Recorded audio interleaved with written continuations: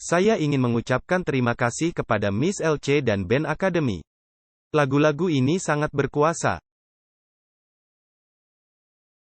Bisakah Anda mengatakan amin? Amin. Dengar, ketika saya memikirkan Martin Luther berdiri melawan seluruh kerajaan Romawi yang suci. Tidak tahu dari mana pembelaannya berasal. Dan akan datang suatu hari dalam pengalaman kita sendiri, di mana kita tidak akan memiliki jaminan pembebasan dalam apapun, kecuali dalam Tuhan. Jadi hadirat Tuhan itulah benteng kita. Dan tentu saja Martin Luther mempraktekkan apa yang dia khotbahkan, di mana dia tidak memiliki jaminan pembebasan. Kecuali pembebasannya terjadi di dalam Tuhan. Mari kita berdoa. Tuhan, saat kami bersiap untuk membuka hati kami, saat kami membuka firman. Saya berdoa Tuhan agar pengaruh ilahi-Mu ada pada mereka. Semoga Roh-Mu berbicara kepada kami secara individu. Kami berkumpul sebagai sebuah kelompok, tetapi biarlah Engkau menerapkan apa yang dikatakan secara pribadi. Dan sekarang Tuhan, kami memandang-Mu dan meminta agar hidup kami menghormati dan memuliakan nama-Mu. Dalam nama Yesus, saya berdoa. Amin. Gereja ini, saya akan mengambil beberapa barang di bawah sini. Gereja ini percaya pada misi.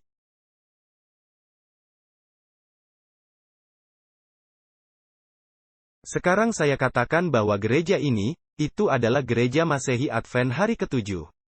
Dan saya percaya bahwa gereja Village ini percaya bahwa setiap orang harus tahu siapa Yesus itu. Pagi ini, saya telah memberi judul pada khotbah saya, Kalajengking, Ular, dan Mikroba, Injil yang tak terhentikan. Pada hari Selasa minggu lalu, kami tiba sore tengah hari di El Salvador dalam kunjungan lapangan.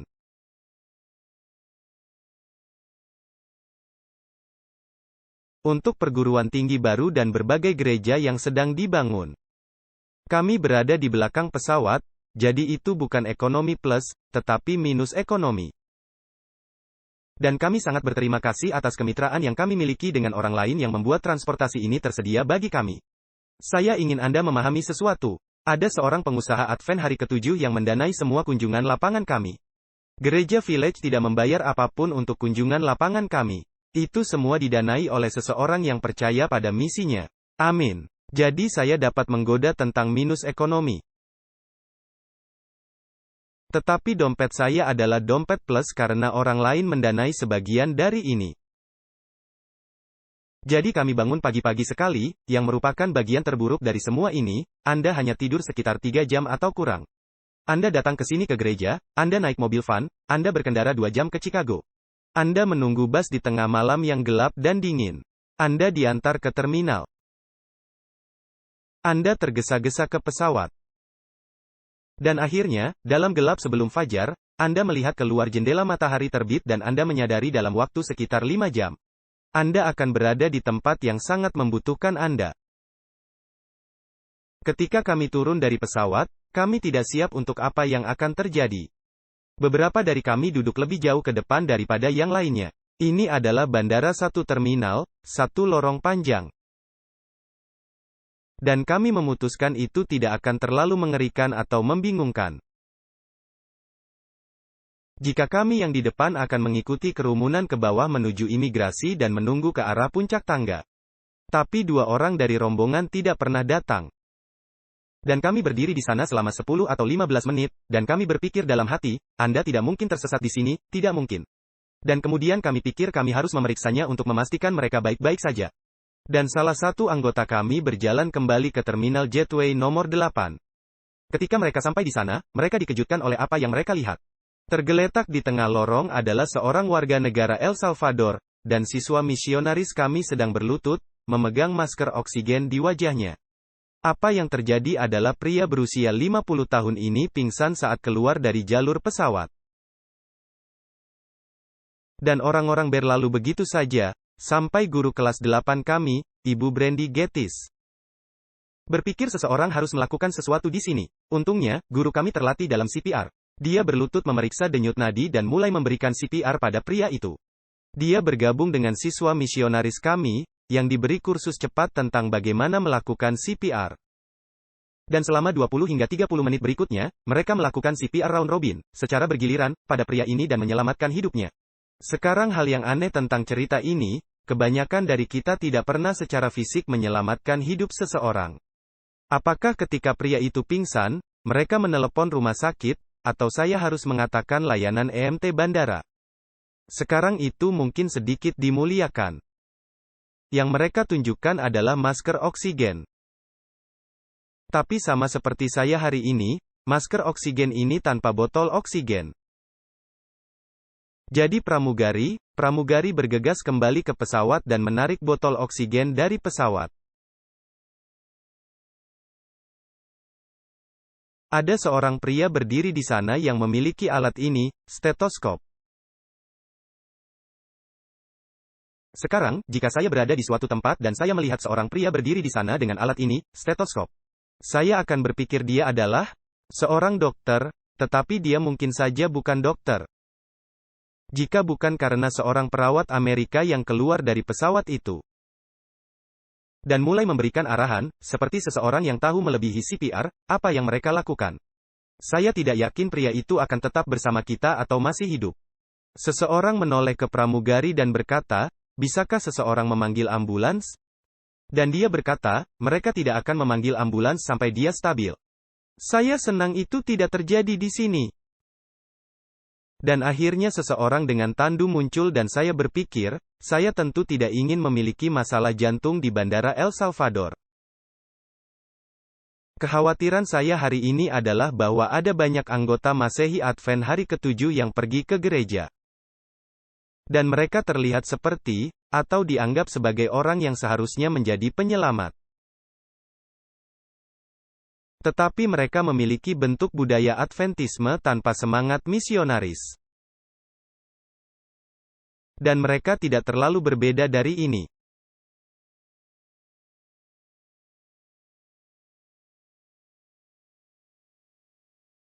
Karena mereka memiliki alat untuk membuatnya bekerja, tapi di mana nafas kehidupannya?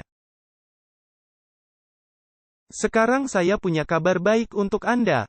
Saya akan menjelaskan kepada Anda di mana Anda bisa mendapatkannya. Dan jika Anda memiliki budaya Adventisme untuk sementara waktu, dan gereja Anda, institusi Anda sedang sekarat, saya akan sebagai tabib jiwa mengurus resepnya. Anda bisa memutuskan apakah Anda melaksanakannya. Ambillah Alkitab Anda pagi ini, jika Anda mau, dan membukanya pada kitab Lukas, Lukas pasal 10. Yang ditulis pada tanggal 8 November tahun 1894, inilah yang dikatakan Ellen White, bukalah kitab Lukas, dan dengarkan sementara saya membaca. Semangat misionaris dicurahkan dalam persediaan yang tidak terbatas. Dan para murid bersaksi tentang juru selamat yang disalibkan dan telah bangkit. Mereka melakukannya seperti yang diperintahkan Tuhan mereka yang telah bangkit. Mereka tidak terintimidasi oleh penganiayaan, pemenjaraan, dan kematian. Tetapi mereka terus berbicara dengan penuh keberanian, kata-kata kebenaran di hadapan orang-orang Yahudi. Pekerjaan dan misi dan pelayanan Kristus, penyalibannya, kebangkitannya, dan kenaikannya. Dan orang-orang percaya ditambahkan setiap hari kepada Tuhan, baik pria maupun wanita. Pagi ini, saya ingin kita berpikir tentang apa yang mungkin menahan kita. Lukas pasal 10, dikatakan dalam Lukas pasal 10, yang tentu saja mengikuti pasal 9.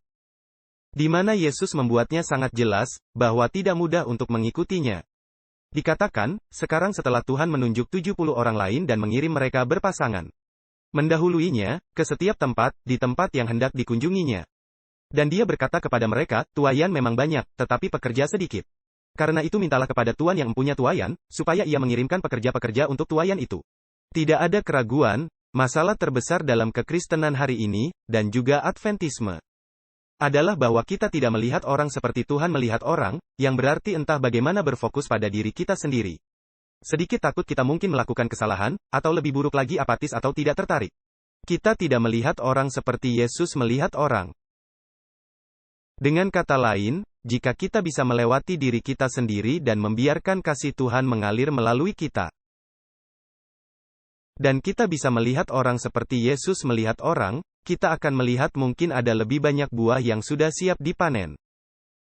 Hasil tuaian melimpah. Ini bukan satu-satunya pasal di mana Yesus mengatakan ini. Dia mengatakannya, setelah berbicara dengan wanita di sumur. Dia berkata, ladangnya luas.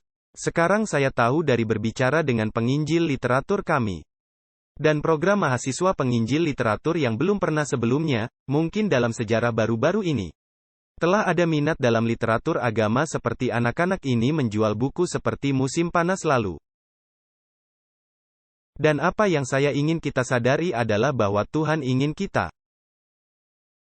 menjadi bagian dari operasi terbesar yang pernah ada di dalam sejarah alam semesta. Dan itulah operasi penyelamatan manusia. Tetapi jika kita terpikat dengan hal-hal duniawi ini, sungguh tidak nyaman bagi kita untuk berbicara tentang Yesus. Jadi pagi ini saya meminta Anda untuk memutuskan hubungan Anda dengan apapun, yang menurut Anda dapat mempengaruhi semangatmu untuk membatasi kebebasan Anda untuk berbicara tentang Yesus. Karena di balik setiap orang yang tulus, ada suara kecil yang mengganggu. Yang mengatakan, munafik, munafik, munafik, tidak berdaya, tidak berdaya, tidak berdaya. Dan sementara Anda tidak seharusnya berfokus pada kekuatan, atau bahkan terutama kinerja Anda sendiri. Anda tidak dapat menyangkal suara saksi batin yang mengatakan kepadanya. Anda tahu, Anda memiliki penampilan luar, tetapi bagian dalam cukup kosong. Iblis telah memilih untuk membuka sumbat hampir setiap godaan di kotak peralatannya. Untuk memastikan beberapa kemalasan dalam hidup kita merampas kekuatan spiritual kita. Dan itu mungkin uang, itu mungkin prestasi, itu mungkin pakaian, itu mungkin hiburan, ini bisa menjadi banyak hal. Bisa jadi kemalasan, atau cinta kesenangan. Itu bisa apa saja. Saya tidak tahu bagaimana secara spesifik mengidentifikasi masalah hati Anda, tetapi Roh Kudus tahu dan Dia akan melakukannya. Tapi saya akan memberitahu Anda ini, selama kita tidak bisa melihat. Mereka tidak akan mendengar dan jika mereka tidak mendengar, mereka tidak dapat percaya. Sehingga pada saat yang sangat berharga yang kita miliki bersama ini. Saya di sini untuk memberitahu Anda, Yesus selalu dapat melihat orang-orang yang siap untuk membuat keputusan. Dan para murid tidak dapat melakukannya. Jadi apa yang berdiri di timbangan yang ada di mata kita? Saya ingin meyakinkan Anda bahwa untuk pergi ke surga, Anda harus peduli membawa seseorang bersamamu. Surga bukanlah penyelamatan ilahi yang turun dari atas untuk Anda kaitkan. Oh bukan. Ketika penjaga pantai tiba dengan helikopter mereka, melayang di atas kapal yang dalam kesukaran itu. Ada seseorang yang turun di garis hidup dan dia punya satu tujuan dalam pikirannya. Dan itu adalah untuk mendapatkan orang lain, di garis hidup dengan dia. Dan ketika kerekan itu mulai bekerja dan menarik mereka naik ke dalam rongga helikopter penunggu yang melayang itu. Ketika mereka akhirnya muncul di tepi, dan mengayunkan diri mereka ke dalam. Pria di helikopter hanya menanyakan satu pertanyaan lain, apakah ada orang lain di bawah sana, yang harus saya selamatkan? Dan iblis tahu bahwa kasih Yesus tidak dapat dilawan. Jadi dia tidak ingin kasih itu mengalir bebas di hatiku atau hatimu. Dia tidak ingin Anda melihat operator kasir, atau penguntit, atau orang yang menjalankan gym, atau siapapun itu. Dia tidak ingin Anda melihat mereka dengan kasih yang membutuhkan beberapa menit ekstra. Untuk membagikan kata-kata penyemangat atau senyuman, atau membiarkan sukacita Yesus yang indah terpancar. Dan orang itu merasa lebih baik hanya karena berada di dekat Anda selama beberapa menit, karena Anda tidak membosankan. Anda tidak sabar, Anda tidak mudah tersinggung, Anda lebih dari itu. Anda lihat teman-teman, pada jam berharga ini dalam sejarah bumi. Tuhan ingin mengoleskan salep mata bukan agar kita hanya bisa melihat diri kita apa adanya. Yang merupakan awal dari setiap pengalaman Injil, kita menyadari kita adalah orang berdosa. Tetapi agar kita dapat melihat dunia seperti Dia melihat. Jadi saya memohon kepada Anda pagi ini agar Anda membiarkan Yesus bergerak dalam hidupmu dengan cara apapun. Anda mengakui bagaimana Dia sudah menyelamatkanmu. Anda tidak datang ke sini tanpa Roh Kudus bekerja. Tidak ada seorang pun di sini hari ini yang datang ke sini tanpa dorongan Roh Kudus. Dan Roh yang sama itu berbicara kepada Anda. Tetapi kita melakukan pekerjaan yang cukup baik untuk menyangkal kebutuhan untuk mendengarkan. Pagi ini, saya memohon kepada Anda, ada seseorang yang membutuhkan Anda untuk bebas di dalam Yesus. Untuk benar-benar jatuh cinta lebih dalam kepadanya. Sehingga Anda bisa melihat mereka, dan mereka bisa melihat Yesus di dalam dirimu. Tidak sulit kok teman-teman, jangan khawatir bahwa Anda tidak begitu baik dalam memberikan pelajaran Alkitab. Dan jangan khawatir bahwa Anda mungkin tidak memiliki jawabannya, Yesus membuat persediaan untuk itu. Jika Dia akan memberimu kata-kata ketika engkau berdiri di depan raja-raja, Dia bisa memberimu kata-kata ketika engkau di depan toko. Kebenaran dari masalah ini adalah bisakah Dia menaruh kasih di hatimu untuk melihat orang-orang seperti Dia melihat mereka? Sebagai seseorang yang lebih baik jika mereka mengenal Yesus. Pagi ini, saya memohon kepada Anda, orang Advent hari ke-7 itu selalu menjadi misionaris yang agresif. Kasih Yesus telah berhasil keluar dalam kepedulian terhadap orang-orang. Dan mereka tidak menindas orang karena mereka harus bersaksi, tapi mereka peka di mana orang berada. Mereka bersedia berbicara sepatah kata pada waktunya, dan mereka bersedia bersabar untuk sementara waktu. Sampai tiba waktunya untuk berbicara sepatah kata tentang hal-hal keagamaan pada waktunya. Tetapi Alkitab mengatakan mulut orang benar itu seperti pohon kehidupan. Dan tidak banyak orang di luar sana yang tidak membutuhkan rasa kata manis dari orang yang manis.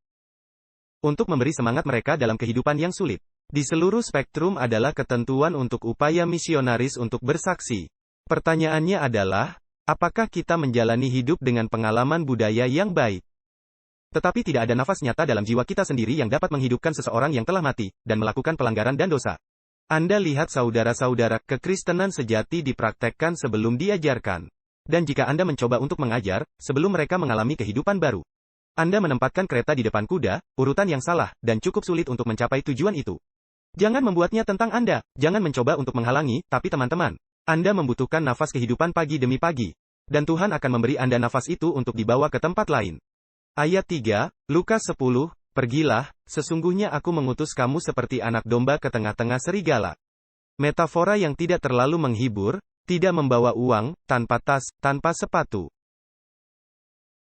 Dan jangan menyapa siapapun di jalan. Ada intensionalitas di sini dan ini adalah ketergantungan pada Tuhan. Kalau kamu memasuki rumah, katakanlah lebih dahulu, damai sejahtera bagi rumah ini. Dan jikalau di situ ada orang yang layak menerima damai sejahtera, maka salammu itu akan tinggal atasnya. Tetapi jika tidak, salammu itu kembali kepadamu. Tinggallah dalam rumah itu, makan dan minumlah apa yang diberikan orang kepadamu, sebab seorang pekerja patut mendapat upahnya. Janganlah berpindah-pindah rumah. Dan jikalau kamu masuk ke dalam sebuah kota dan kamu diterima di situ, makanlah apa yang dihidangkan kepadamu. Dan sembuhkanlah orang-orang sakit yang ada di situ dan katakanlah kepada mereka, kerajaan Allah sudah dekat padamu. Tetapi jikalau kamu masuk ke dalam sebuah kota dan kamu tidak diterima di situ, pergilah ke jalan-jalan raya kota itu dan serukanlah, juga debu kotamu yang melekat pada kaki kami. Kami kebaskan di depanmu, tetapi ketahuilah ini, kerajaan Allah sudah dekat. Aku berkata kepadamu, pada hari itu Sodom akan lebih ringan tanggungannya daripada kota itu. Dia berbicara tentang kota-kota Israel. Celakalah engkau Horazim, celakalah engkau Betsaida, karena jika di Tirus dan di Sidon terjadi mujizat-mujizat yang telah terjadi di tengah-tengah kamu, sudah lama mereka bertobat dan berkabung. Akan tetapi pada waktu penghakiman, tanggungan Tirus dan Sidon akan lebih ringan daripada tanggunganmu. Dan engkau Kapernaum, apakah engkau akan dinaikkan sampai ke langit? Tidak, engkau akan diturunkan sampai ke dunia orang mati. Dengan kata lain neraka. Barang siapa mendengarkan kamu, ia mendengarkan aku. Dan barang siapa menolak kamu, ia menolak aku. Dan barang siapa menolak aku, ia menolak dia yang mengutus aku. Saya ingin Anda mengenali dalam penugasan itu, bahwa para murid akan dipanggil untuk melakukan hal-hal yang belum pernah mereka lakukan sebelumnya. Dan beberapa perjalanan misi Anda persiapkan secara berbeda dari yang lain. Tapi yang satu ini, harus ada kesengajaan dan ketergantungan penuh kepada Tuhan.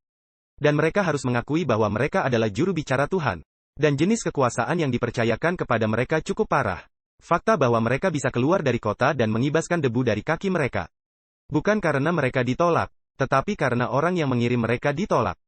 Ini adalah pidato yang sangat sederhana, tetapi sesuatu yang unik terjadi. Mereka keluar dan mereka kembali antara ayat 16 dan 17. Ke-70 murid itu kembali dengan gembira dan berkata, Tuhan, juga setan-setan takluk kepada kami demi nama-Mu.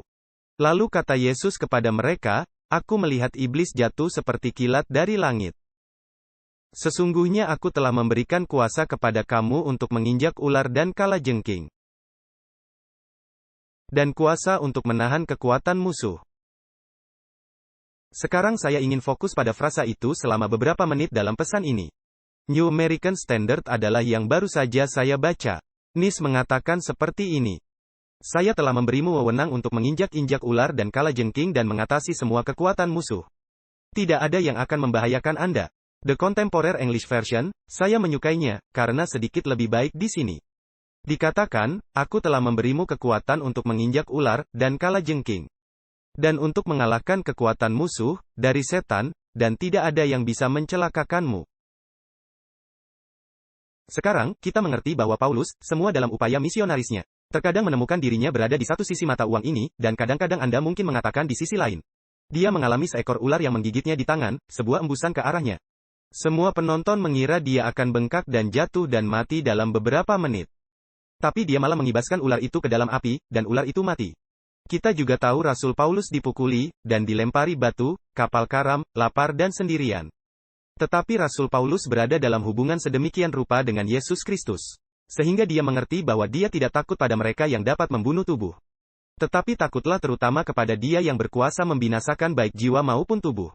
Anda lihat, ada saat-saat ketika orang Kristen menderita.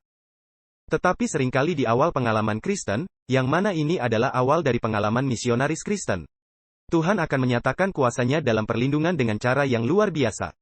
Sehingga iman yang cukup dapat bertumbuh, di mana ketika terjadi kesalahan, kita tidak mengatakan, "Di mana Engkau Tuhan?" Saya melihat ini terjadi dalam kehidupan orang-orang sepanjang waktu. Mereka memutuskan untuk mengambil langkah. Mereka memutuskan mereka akan berkomitmen pada sesuatu yang akan menarik mereka keluar. Dan di awal perjalanan mereka, Tuhan menjawab doa demi doa, demi doa. Hampir semua yang mereka doakan, Tuhan menjawab doa mereka. Lebih jauh dalam perjalanan mereka, setelah mereka belajar bahwa Tuhan itu setia, Dia membiarkan mereka menderita dan melayani. Dia mengizinkan mereka melewati masa-masa sulit, tetapi Yesus telah berjanji kepada kita bahwa ada satu hal yang tidak boleh menggantung di atas kita seperti awan yang besar. Dan itu adalah ketakutan. Aku telah memberimu kuasa untuk menginjak ular dan kalajengking. Sekarang Anda perlu tahu bahwa ketika Yesus menjanjikan otoritas, Dia selalu menjanjikannya dalam konteks memenuhi misi. Anda tidak melakukan apapun untuk memenuhi misi, Anda tidak pernah tahu jenis kekuatan yang Tuhan ingin gunakan dalam diri Anda dan melalui Anda. Dan ada satu hal lagi yang sangat penting pagi ini. Itu kutipan dari Kisah Para Rasul dan inilah yang dikatakan. Penganiayaan yang menimpa gereja di Yerusalem menghasilkan dorongan yang besar untuk pekerjaan Injil. Sekarang saya akan menguraikan kutipan ini sedikit, dan saya ingin Anda memikirkannya.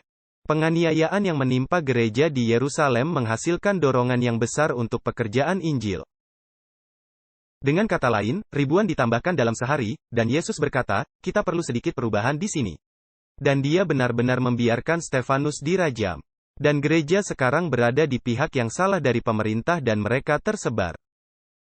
Keberhasilan telah mengikuti pelayanan firman di tempat itu, Yerusalem.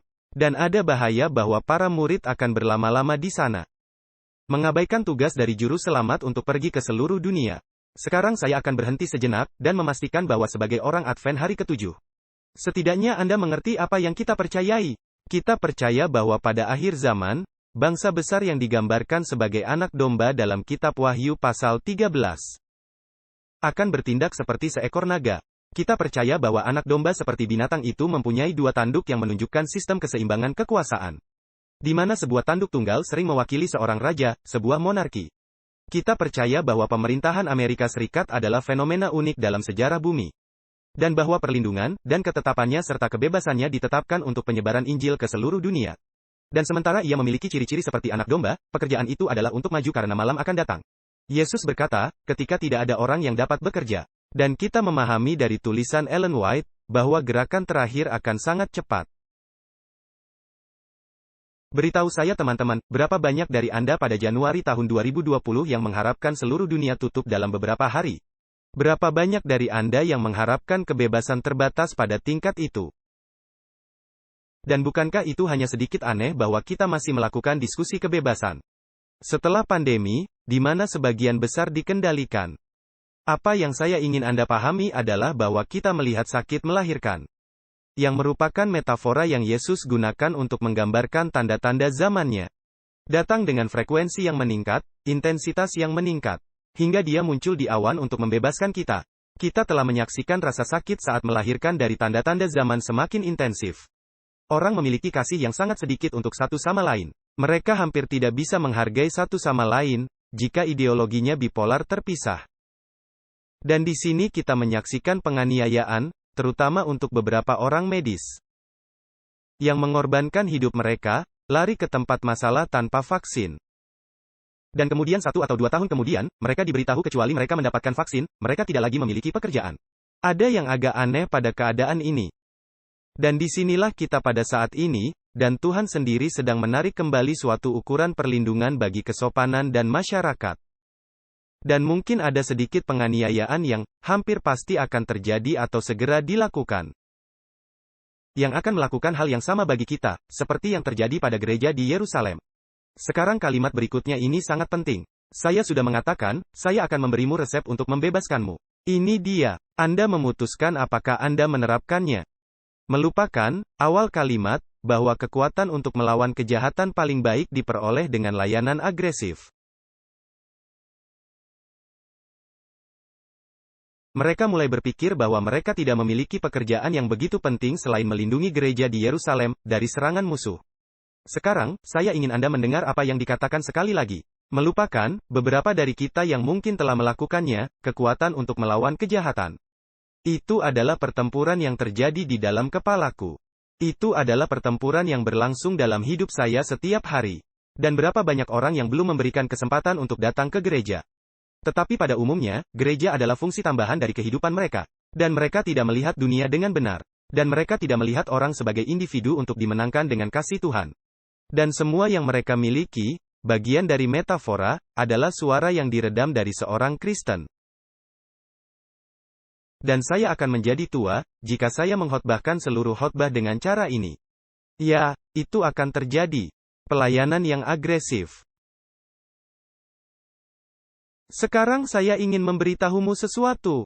Salib adalah satu-satunya perjalanan ke surga. Salib adalah sarana keserupaan dengan Kristus, di mana saya menyangkal kecenderungan diri saya karena cinta.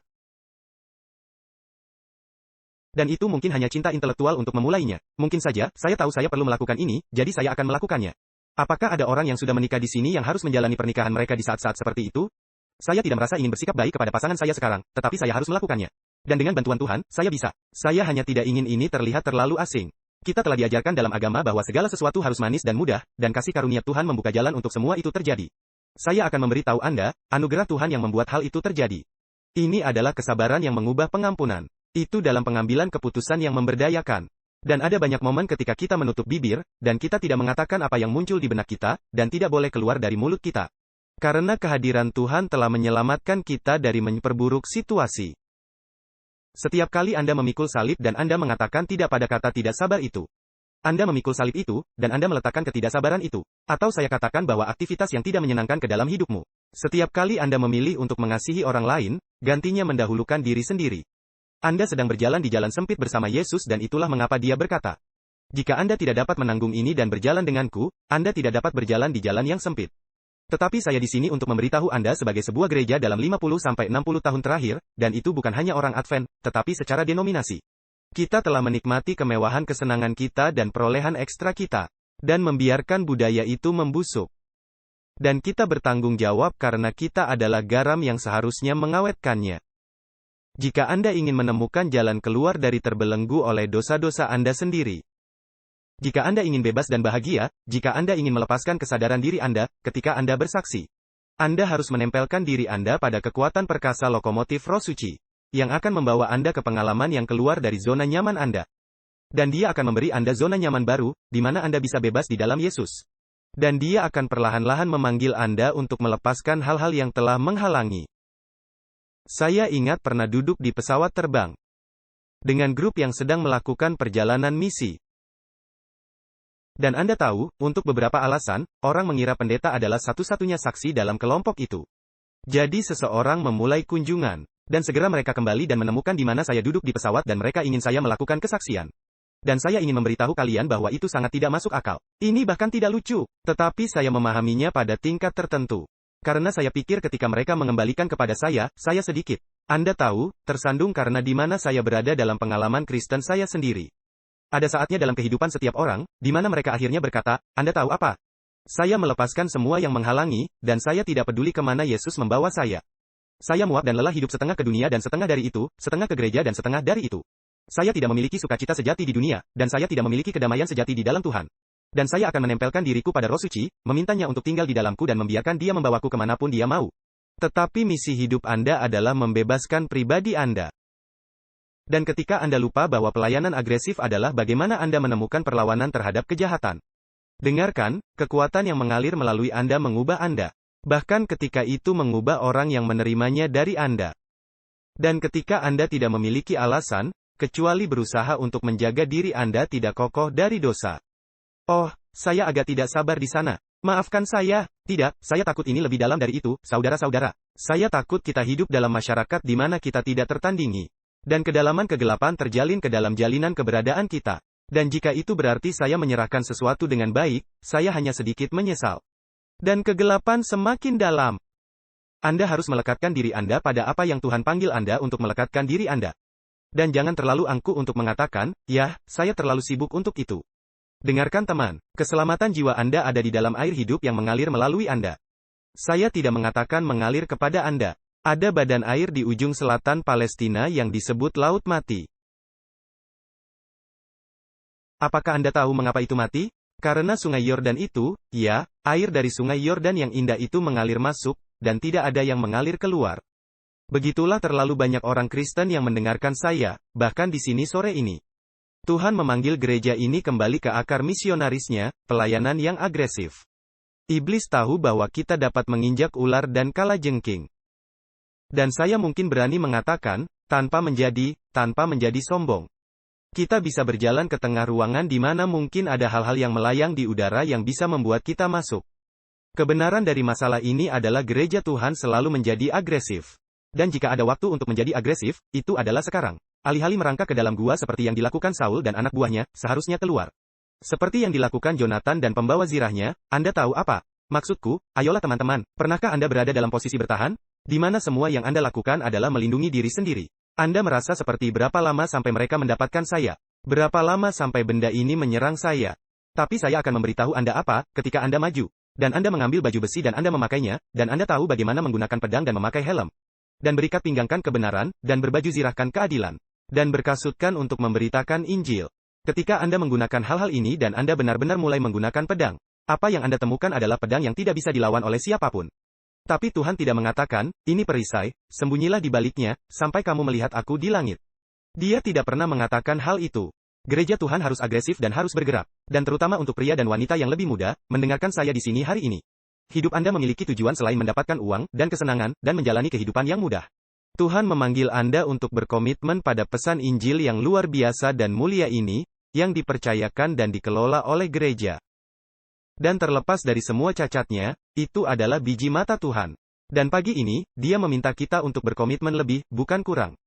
Dan ketika saya mencapai tujuan misionaris yang hebat itu, tiba-tiba saya menemukan diri saya dalam keadaan yang tidak terlalu nyaman. Tapi saya mulai belajar, ada penghiburan di hadirat Tuhan. Dan saat itulah saya sampai pada akhir karena benteng yang kuat pada akhirnya. Ketika setiap dukungan manusia duniawi telah dihapus, yang akan menjadi pelindung adalah kehadiran Tuhan saja. Disitulah kita berada. Dan sudah saatnya gereja Tuhan tidak bertindak takut. Ada sebuah artikel yang ditulis di salah satu majalah kita baru-baru ini yang mengatakan, kita harus berhenti. Berhentilah berdebat tentang vaksin, sementara saya di sini untuk memberitahu Anda sesuatu. Mungkin diskusi tentang vaksin dalam budaya kita adalah tempat munculnya orang Advent hari ke-7. Untuk muncul dan berkata, kita percaya pada vaksin, tetapi kita tidak percaya pada pemaksaan. Yang benar adalah, bahwa kita harus memiliki keyakinan akan kehadiran Kristus yang mengarahkan hidup kita. Sehingga kemanapun bersama Yesus, saya dapat pergi dengan aman. Dimanapun bersama Yesus di dunia bawah ini, dimanapun tanpa Dia, sukacita akan memudar, tetapi dimanapun dengan Yesus, saya tidak apa? Takut. Ada terlalu banyak orang yang tidak hidup seperti ini dan saya akan memberitahumu alasannya. Karena mereka berharap Tuhan akan memberi mereka kepercayaan diri saat mereka benar-benar membutuhkannya. Dan mereka kehilangan semua langkah di sela-sela yang memberikannya kepada mereka. Semua ketidaknyamanan yang luar biasa itu. Kita membutuhkan seseorang untuk melakukan ini di gereja. Kita membutuhkan seseorang untuk membantu wanita itu, seseorang untuk membantu pria itu. Tidak mungkin kita beralih dari A ke Z tanpa menelusuri huruf tengah alfabet. Kebenaran dari hal ini adalah semangat agresif dalam pelayanan. Disinilah kekuatan untuk melawan kejahatan paling baik diperoleh. Seberapa baik? Ayolah. Anda semua pernah menggunakan lakban. Anda menempelkan lakban pada sesuatu benda, ini meninggalkan residu saat Anda menariknya. Tapi jika permukaannya basah, itu tidak akan lengket. Pernahkah Anda memperhatikan? Coba tempelkan pada sesuatu yang basah. Ketika air kehidupan mengalir keluar dari pori-pori Anda, datang melalui atmosfer Kristus di dalam. Iblis tidak dapat menempelkan Anda dengan pita perekatnya, dia tidak dapat menempelkan titik-titik kekotoran pada Anda. Sekarang ingatlah, ada orang-orang yang salah mengerti tentang kebenaran oleh iman. Dengan kata lain, dalam hubungan legalistik, mereka berusaha keluar dari keburukan mereka. Itu tidak bekerja. Tapi apa yang saya katakan ini, jika Anda memakai helm keselamatan Injil. Dengan kata lain, jika Anda tahu, Anda diselamatkan oleh pengorbanan Kristus di kayu salib, dan itu masuk ke dalam hatimu, jika Anda tahu itu, maka Anda mengikuti rohnya untuk melakukan apa yang dia katakan. Iblis tidak bisa menghentikan Anda. Dan dia mungkin mencoba untuk mengambil orang yang kita cintai. Dia mungkin mencoba mengintimidasi Anda dengan rasa takut dan hal-hal lain. Saya diberitahu sebuah cerita dalam minggu ini, tentang seorang profesor di Universitas Andrews. Dia sedang mengajar. Dia memiliki sejumlah uang di dompetnya dan Roh Kudus berkata, berikan uang itu kepada siswa itu. Dia pikir itu agak aneh. Jadi dia tidak melakukannya. Siswa itu akhirnya pergi. Apa yang sebenarnya dikatakan roh itu kepadanya adalah berikan semua uang di dompetmu. Yah, dia tidak punya uang banyak. Guru kita bekerja dengan upah misionaris. Mereka tidak kaya dan mereka sangat berkomitmen. Jam pelajaran berikutnya, Roh Suci berkata, berikan semua uang di dompetmu kepada siswa itu. Yah, dia mendapati suara itu lebih lagi kali ini. Murid itu tidak pernah melakukan kontak mata dengannya. Sehingga tidak seperti ada hubungan alami. Ketika murid itu pergi, dia mengikuti bisikan roh. Murid itu dan mata guru itu bertemu. Mereka bercakap-cakap sedikit dan siswa itu berkata, Anda tahu, saya seorang ibu tunggal. Saya sudah bertanya pada semua temanku, apakah mereka punya uang, agar mereka bisa meminjamkan kepada saya sehingga saya bisa membeli popok untuk bayi saya. Pagi ini, kami berlutut dan berdoa agar Tuhan bergerak dan memberikan jalan bagi saya untuk membeli popok. Roh Kudus melakukan sesuatu terhadap doa itu, dan berbicara kepada guru itu. Menurut Anda bagaimana perasaan guru itu? Saat dia mengambil 2 lembar $20 itu dan menyerahkannya ke tangan ibu tunggal itu. Teman, saya di sini untuk memberitahu Anda. Yesus tidak memiliki masalah membawa kalian semua masuk ke dalam kerajaan. Bisakah Anda mengatakan amin? Amin. Anda di atas semua orang tidak perlu takut. Kecuali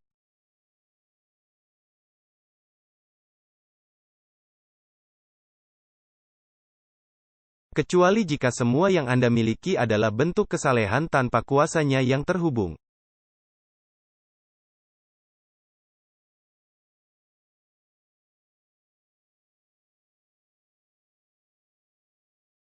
Bisakah Yesus mengeluarkan bangsa Israel dari Mesir? Yah, dia mengeluarkan bangsa Israel. Dia tidak mengeluarkan Mesir dari mereka dengan sangat mudah. Apakah dia membawa mereka ke tanah perjanjian? Dia melakukannya. Dan Anda melihat ke belakang dan Anda berkata, wah, air dari batu, makanan di tanah, air yang pahit jadi manis. Berjalan melewati Laut Merah. Jika saya ada di sana, saya tidak akan pernah melakukan itu. 655 kali dalam Roh Nubuat, kata agresif, digunakan untuk kata-kata pelayanan, peperangan, penginjilan, pekerjaan. Berapa banyak orang Masehi Advent hari ke-7 yang agresif yang kita miliki? Berapa banyak pengkhotbah agresif yang kita miliki? Mungkin tanpa agresi yang tepat, tidak akan ada kekuatan untuk melawan kejahatan. Dan kita semua akan bersembunyi di gua. Saya memberitahu Anda apa, jika jatuh di bandara South Bend dan mereka membawakan saya ini. Tanpa botol oksigen, saya akan mengatakan, tolong kirim orang lain.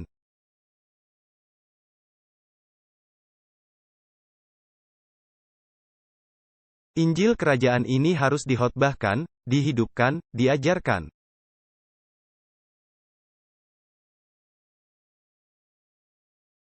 Kemudian kesudahannya akan datang. Setiap orang harus tahu siapa Yesus sebenarnya.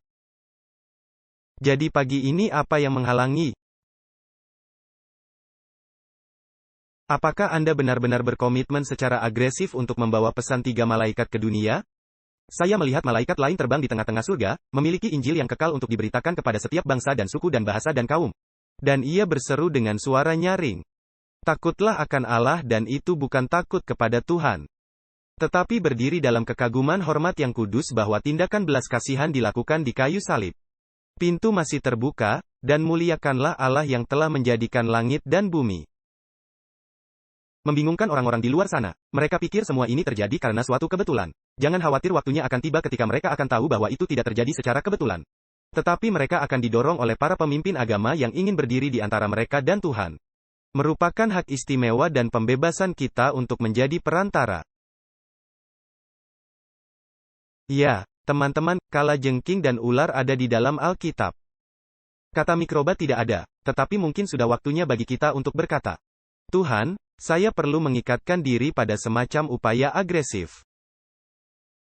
Sehingga saya dapat memiliki sedikit lebih banyak kekuatan untuk menjadi orang yang Engkau inginkan. Mari kita lihat teman-teman, jika tidak ada oksigen di ujung selang itu. Oh ya, itu berdetak, masih ada harapan dan ada harapan untukmu. Tidak peduli berapa lama Anda pergi tanpa oksigen. Datanglah kepada Yesus hari ini. Berkomitmenlah pada diri Anda sendiri untuk melakukan apa yang Dia panggil untuk Anda lakukan. Kaitkan mobil Anda ke mesin perkasa.